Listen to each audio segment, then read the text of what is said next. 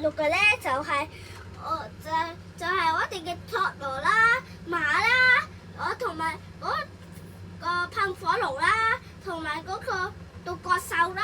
我哋介紹嘅咧，即係啲細個。我同你講獨角獸係咩顏色？即係咧黃色同埋啡色，跟住嗰個 Jaguar 就係黃色同埋綠色，嗰個馬就係白色同埋灰色，同埋呢個 Camel 嘅咧就係灰色。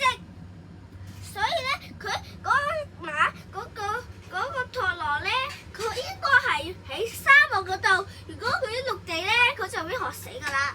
如果馬咧，佢就可以喺馬場嗰度見到啦。我哋可以跑馬，跟住咧，我哋嘅 Dragon 咧，即係咧會喺熱嘅地方噴火。跟住都獨角獸咧，我哋睇影片嗰度睇到嘅。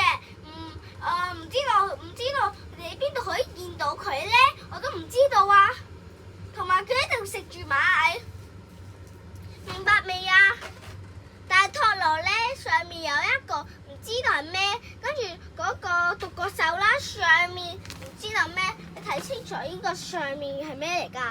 好似係石頭咁，呢個托羅嘅上面係咩嚟㗎？知道未啊？